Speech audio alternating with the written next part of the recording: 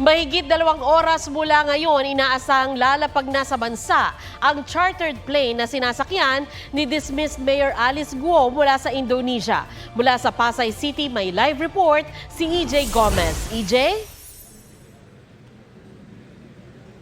Sandra, nakaantabay tayo dito sa isang pribadong hangar sa General Aviation Area ng NAIA kung saan lalapag ang eroplanong sinasakyan ni dating Mayor Alice Guo.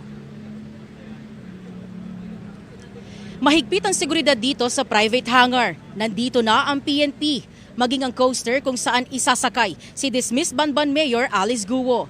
Mula sa Jakarta, Indonesia, didiretsos dito ang private plane na sinasakyan ni Guo. Kasamang ilang opisyal ng pamahalaan, kabilang sina DILG Secretary Benhar Abalos, PNP Chief Police General Romel Francisco Marbil, ilang opisyal ng NBI at Bureau of Immigration. Ganap na 8:18 p.m. oras sa Pilipinas, umalis yung private plane sa Indonesia.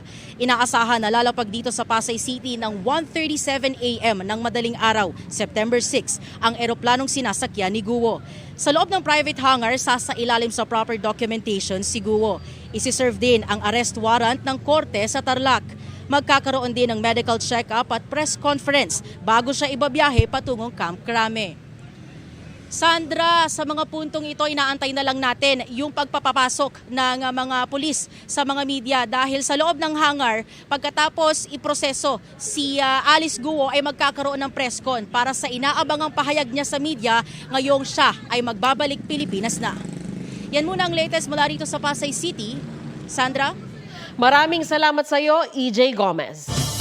May death threat daw na natanggap si dismissed Mayor Alice Guo. Sinabi niya yan kay DILG Secretary Benhar Abalos na kabilang sa mga sumundo kay Guo sa Indonesia. May report si John Consulta. Check patulong, may decret na kasi. Di bale, basta importante. Totoo, tingnan natin ito. Ha? Kaya nga, kumuha na kami ng private plane dito para maano. Kasi ako tingin ko para ngayon Chinese. Tila nagpapasaklolo si dating Mayor Alice Guo nang i-turnover ng Indonesian Police kay DILG Secretary Benhar Abalos. Hindi malinaw kung ano ang tinutukoy ni Guo na banta sa kanyang buhay. Pero ayon sa Bureau of Immigration, based dun sa information na binato sa akin ng ating informant, sinasabi na takot din daw siya, sinasabi niya sa Chinese mafia. Hindi nasabi sa amin kung anong means yung sinasabing death threat. ayon sa Immigration, ilang beses nagpalipat-lipat ng pinagtataguan si Guo. Bago naman siya naaresto sa townhouse na ito sa Tangerang City sa Indonesia, nagpaabot si Guo ng surrender feelers sa DOJ tracker team.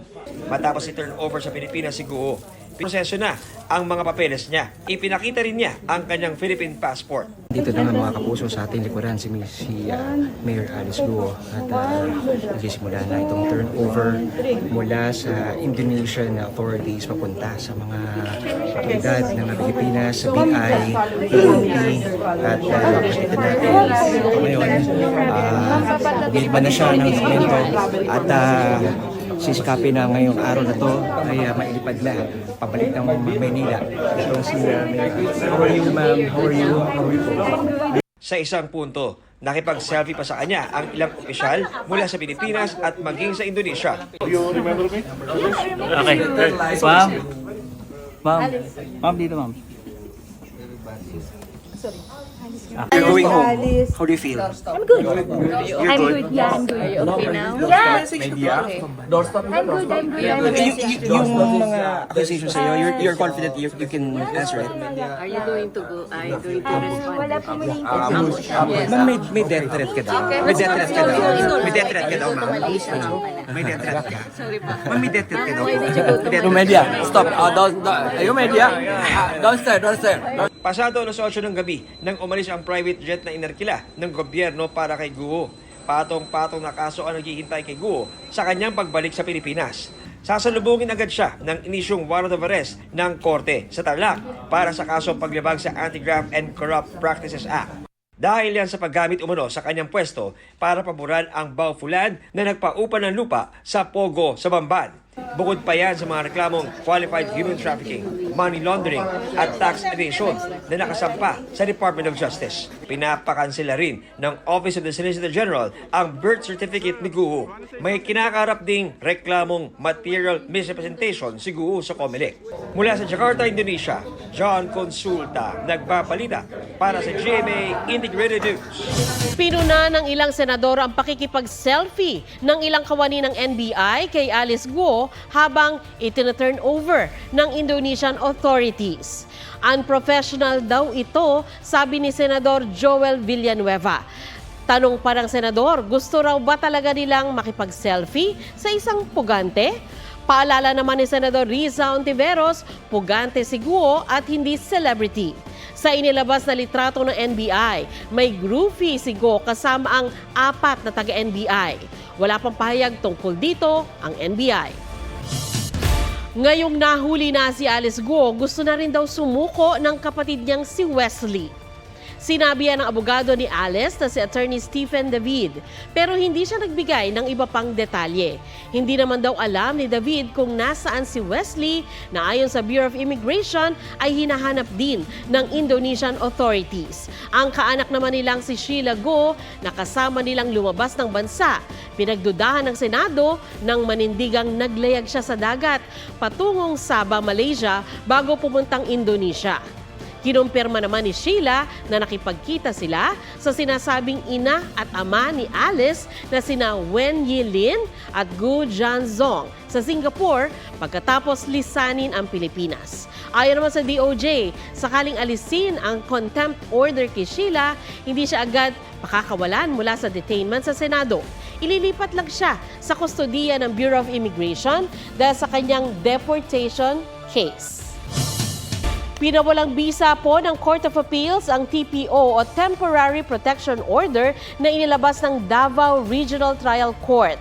Ayon kay PNP spokesperson Colonel Jean Fajardo, ibig sabihin nito ay walang kinalaman ng TPO sa paghahain ng warrant of arrest laban kay Pastor Apollo Kibuloy. Nakasaad sa TPO na dapat alisin na ng mga pulis ang barikada sa paligid ng KOJC compound. Pinahinto rin ito ang anumang aktibidad na banta sa buhay, kalayaan, seguridad at ari-arian ng KOJC. Umalma naman ang legal counsel ng KOJC sa desisyon. Hindi raw sila hiningan ng komento tungkol dito. Maghain sila ng motion for reconsideration sa CA.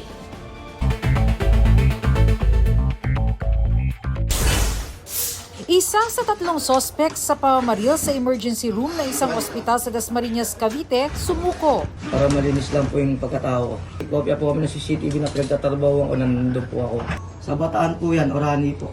August 28 ng barilin habang nasa ER ang babaeng dati raw nagtitimbre ng mga iligal na aktibidad sa mga pulis. Matinding galit ang tinitingnang motibo sa pagpatay. 2 sa 3 sospek na ang hawak ng otoridad. SUV sumalpok sa concrete barrier ng EDSA busway. Bintana ng sasakyan kailangan basagin para mailabas ang dayuhang driver na hindi raw gumagalaw. Sinuri siya sa ospital. Sa ulat na nakuha ng MMDA, nalito ang driver kaya pumasok sa busway. Maharap siya sa reklamo. Bernadette Reyes, nagbabalita para sa GMA Integrated News. Patay ang isang babae matapos suwagin ng kalabaw sa Bacolod City. Ayon sa pulisya, nangunguha ng kangkong ang 55 anyos na babae nang atakihin ng kalabaw. Napunta ang shorts ng biktima na naglalaman ng cellphone at pera sa sungay ng kalabaw. At nang kukunin ito ng residente, siya naman ang sinuwag ng kalabaw kaya sugatan din. Napilitan ang mga pulis na barilin ang kalabaw para mapakalma. Kinatay ito kalaunan para may maidagdag sa panggasto sa pagpapalibing at pagpapagamot ng mga biktima. Wala pang desisyon ng pamilya ng mga biktima kung kakasuhan ang may-ari ng kalabaw.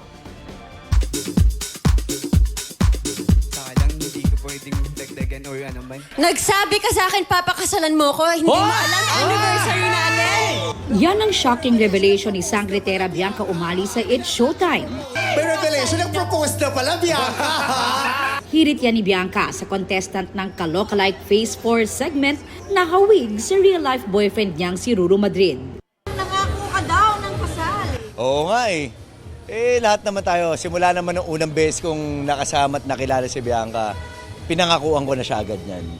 Hanggang pangako lang muna tayo. Oo, kailan mo ko pakakasalan? Malalaman natin yan sa susunod na kabanata. Pulang araw star David Licauco nag-Sundance para raw tumigil ang ulan. Aubrey Carampel nagbabalita para sa GMA Integrated News. Tanggal ang pagod sa prenuptial photoshoot kapag itong photographer na ang umeksena. Lumalabas kasi ang kanyang inner model, maituro lang ang tamang couple pose. Pusuan yan sa report ni Mariz Umali.